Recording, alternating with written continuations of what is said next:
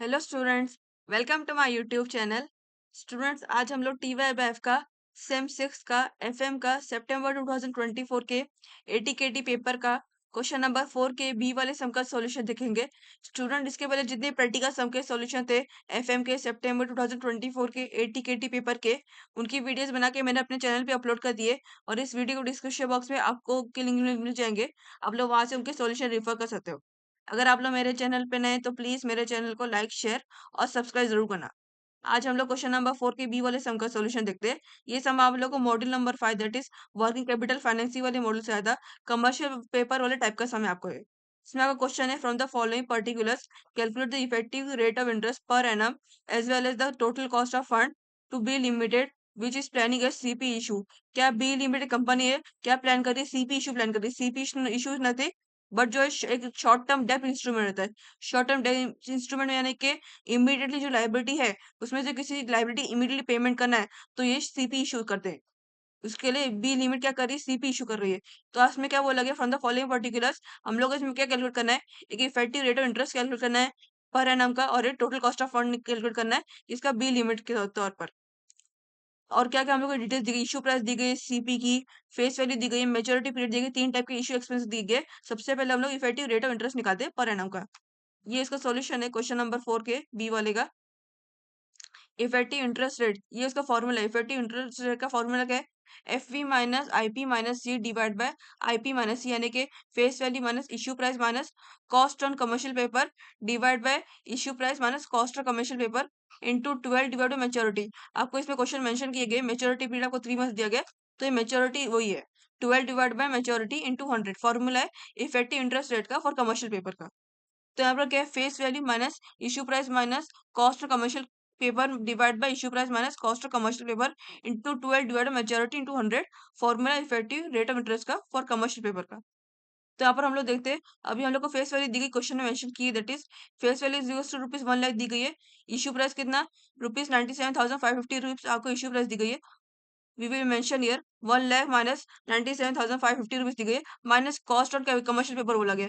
Cost of commercial paper हम लोग कैसे निकालेंगे? ये आप लोग डायरेक्टली मेंशन नहीं किया गया, so we will have to figure out हम लोग कैसे निकालेंगे, फाइंड कैसे करेंगे। इशू एक्सपेंस जो आपको दिया है वही आपका कमर्शियल कॉस्ट रहेगा, दैट इज कैसे करेगा? आपको तीन टाइप के इशू एक्सपेंस, एक ब्रोकरेज दिए, एक रेटिंग चार्जेस दिए और एक स्टैम्प ड्यूटी दिया है। आप लोग देख सकते हैं आपको ब्रोकरेज कितना दिया गया? 0.15% फॉर 3 मंथ दिया गया। रेटिंग चार्जेस 0.50% पर एनम दिया गया। स्टैम्प ड्यूटी 0.15% फॉर 3 मंथ दिया गया। आपको इसमें देख सकते हैं, आपको इसमें दो है, आपको 3 मंथ के दिए गए। ब्रोकरेज स्टैम्प ड्यूटी आपको 3 मंथ के लिए दिया गया और रेटिंग चार्जेस आपको कितने दिया गए? 0.50% पर एनम के लिए दिया गया, यानी कि ब्रोकरेज और स्टैम्प ड्यूटी आपको 3 मंथ के लिए दिया गया, तो रेटिंग चार्जेस आपको 12 मंथ के लिए दिया गया। और हम लोग क्वेश्चन में क्या बोला गया? Calculate the effective rate of interest per annum. हम लोग को पर एनम का इफेक्टिव रेट ऑफ इंटरेस्ट निकालना है।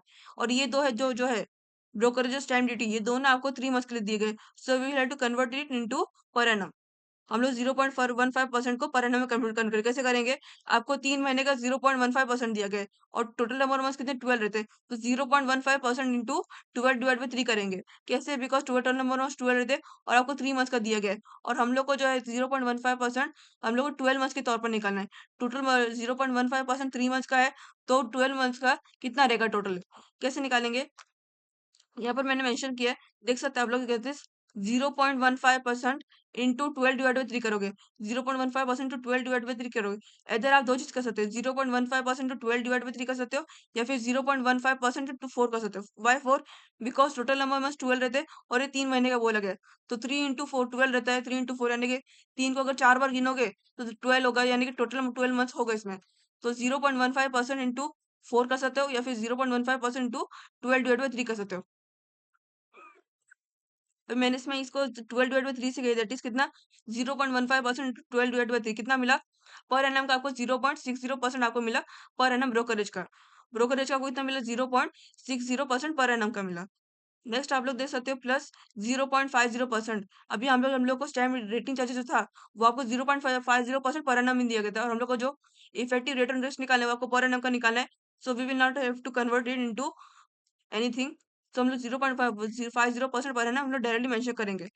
तो मैं यहाँ पे मेंशन कर दिया, दैट इज रेटिंग चार्जेस 0.50% यहाँ पे मेंशन किए, प्लस 0.70% हम लोग लिए बाय, बिकॉज देख सकते हो आपको स्टैम्प ड्यूटी जो है आपको 0.175% 3 मंथ्स के लिए दी गई। सेम आपको ब्रोकरेज का जैसे दिया गया था वैसे आपको स्टैम्प ड्यूटी का भी दिया गया। That is 0.175% into sorry 0.175% into for 3 months आपको दिया गया है। तो इसको भी हम लोग 12 मंथ्स में कन्वर्ट करेंगे बिकॉज़ इसका भी हम लोग को पर एनम वाला कॉस्ट चाहिए। So how will convert this 0.175% into 12 divide by 3 या फिर 0.175% इंटू 4 डायरेक्ट आप करोगे तो आप लोग कितना मिलेगा दैट इज़ देख सकते हैं 0.175% इंटू 12 डिवाइड बाय आपको कितना मिला 0.70% आपको मिला स्टैम्प ड्यूटी का परसेंट आपको 0.70% आपको मिला। ये जो आपको 0.60% हम लोगों ने इसको पर एनम कन्वर्ट किया था वो ब्रोकरेज का था और आपको रेटिंग चार्जेस का ऑलरेडी पर एनम में मेंशन किया था हम लोगों ने वो यहाँ पर मेंशन किया directly that is 0.50% per annum plus से 0.70% आपको स्टैम्प ड्यूटी हम लोगों ने यहाँ पर इसको भी 3 मंथ्स का दिया था हम लोगों ने इसको भी पर एनम में कन्वर्ट कर दिया 12 मंथ्स में कन्वर्ट कर दिए। So we will have got all the three issues में से इन पर एनम फॉर्म तो कैसे करेंगे 0.60% plus 0.50% plus 0.70% that is brokerage plus rating charges plus stamp duty तो आपको कितना मिलेगा दैट इज कितना मिलेगा आपको 1.8 आपको परसेंट मिला 1.8% आपको मिला। हम लोग तीनों को 0.60 प्लस 0.50 प्लस 0.70 आपको कितना मिला 1.8 आपको मिला 1.8% आपको दिए मिला गया इंटू 1 लाख रुपीज के 1 लाख रुपीज क्यों बिकॉज आपको फेस वैल्यू जो है आपको 1 लाख रुपीज दी गई है तो हम लोग कॉस्ट निकालने के लिए फेस वैल्यू निकालनी है तो that is 1 lakh rupees into 1.8% आप करोगे 1 लाख इंटू 1.8% आपको करोगे तो आप लोग कितना 1800 आपको कॉस्ट मिला cost of commercial paper is equal to 1800 rupees आपको मिल गया। So we will have to mention this into formula that is कितना cost of commercial paper is equal to 1800 आपको कॉस्ट ऑफ कमर्शियल पेपर का value मिल गई divide by issue price minus cost commercial paper बोला गया है और issue price कितनी है 97,550 आपको इश्यू प्राइस है। कॉस्ट ऑफ कमर्शियल पेपर हमने फाइंड आउट कितना 1800 आपको कॉस्ट ऑफ कमर्शियल पेपर मिला इंटू 12 डिवाइड बाय 3 3 क्यों लिए 12 आपको फॉर्मूला के अकॉर्डिंग 12 हम लोग को लेना डिवाइड बाय 3 क्यों लिए बिकॉज यहाँ पर आपको मैच्योरिटी पीरियड आपको 3 बोला गया आपको 3 मंथ्स में बोला गया तो so we have mention here 3 maturity period is equal to 3 months mention कर दिए इंटू 100 करोगे इंटू 100 सो हम लोग कितना मिलेगा 1 लाख माइनस 97,550 माइनस 1,800 आपको कितना 650 आपको वैल्यू मिली डिवाइड बाय 97,550 माइनस 1,800 आपको कितना मिली 95,750 आपको वैल्यू मिली इंटू 400 400 क्योंकि बिकॉज 12 डिवाइड बाय 3 4 होता है 12 3 1 3 4 12 होता है तो 4 इंटू 100 कितना 400 हो गया तो यहाँ पर 400 हमने यहाँ पर डायरेक्टली मेंशन कर दिए। सो 650 डिवाइड बाय 95,750 इंटू 400 आपको तो आप लोग कितना मिलेगा 2.7% आपको मिला यानी कि आपका इफेक्टिव रेट ऑफ इंटरेस्ट कितना मिला 2.7% आपको इफेक्टिव रेट ऑफ इंटरेस्ट मिल गया that is effective interest rate कितना 2.7% आपको मिल गया। नेक्स्ट हम लोग इसी कॉस्ट में बोला गया that is we also have to calculate total cost of fund हम लोग को टोटल कॉस्ट ऑफ फंड में निकालना है। We have calculate already effective rate of interest now we have to calculate total cost of fund now we will calculate cost of the fund. तो cost of the fund कैसे निकालेंगे आपको जो 3 type के issue expenses दिए और जो हमने इफेक्टिव रेट ऑफ इंटरेस्ट निकाले सबको एड ऑन करेंगे आपको सब परसेंटेज में दिया गया दैट इज कितना इफेक्टिव रेट ऑफ इंटरेस्ट आप लोगों ने फॉर्म निकाला था कितना मिला था आपको 2.7% आपको मिला था 2.7 पे मेंशन कर दिए। ब्रोकरेज हम लोग ने यहाँ पर हम लोग क्वेश्चन में कितना 0.15% 3 मंथ्स का बोला गया तो हम उसने पर एनम में कन्वर्ट किए तो हम लोग कितना वैल्यू मिली 0.60 आपको परसेंट आपको मिली। So we have also mention that is 0.60% हम लोग ने मेंशन कर दिया ब्रोकरेज का। रेटिंग चार्जेस आपको ऑलरेडी पर एनम में दिया गया तो हम लोगों ने इसको कन्वर्ट नहीं किए हम लोग उसको डायरेक्टली मेंशन कर दिए दैट इज 0.50 डायरेक्टली मेंशन कर दिए।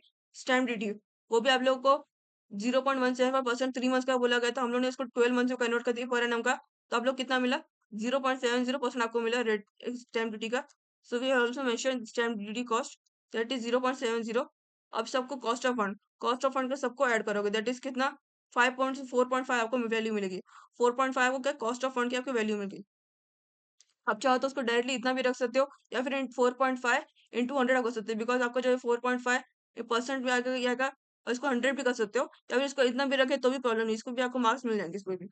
सो 4.5% आपको मिला 4.5% इंटू 100 आप कर सकते हो या फिर 4.5% भी आप ऐसे ही रख सकते हो directly. So nothing will happen to result तो आप लोग कितना 4.5% इंटू 100 आप करोगे तो आप लोग कितना 450 रुपीज आपको मिलेगा या फिर कॉस्ट ऑफ फंड में आप ऐसे ही डायरेक्टली दे सकते हो 4.5% बिकॉज नथिंग विल चेंज किसके कुछ मार्क्स इफेक्ट नहीं पड़ेगा बिकॉज सारे के सारे आपको परसेंटेज में दिए गए थे उसको हम लोग ने परसेंटेज कॉस्ट ऑफ फंड को हमने परसेंटेज में इसको डिनोट करके रखे। सो नथिंग विल चेंज इट बस इतना सम था आपको कितने मार्क्स के लिए आया था 8 मार्क्स के लिए सम आपको आया था ये वाला ये आपको वर्किंग कैपिटल फाइनेंशियल मॉडल का सम था और आपका सीपी की इश्यू के आपको 1 से 2 टाइप के आपको सम आते हैं नेक्स्ट वीडियो में हम लोग क्वेश्चन नंबर 4 की सी वाले सम का सॉल्यूशन देखें। ये आप लोगों का लास्ट वाला सम है। इसके बाद आप लोगों का एफएम का सितंबर 2024 के एटी केटी पेपर के सारे सम के सॉल्यूशन की वीडियोस हो गई अपलोड। अगर आपको सीपी से रिलेटेड कोई भी डाउट है या फिर इस मॉड्यूल से वर्किंग कैपिटल फाइनेंस से रिलेटेड कोई भी डाउट है, तो आप वीडियोस की कमेंट बॉक्स सेक्शन में अपना डाउट ला सकते हो।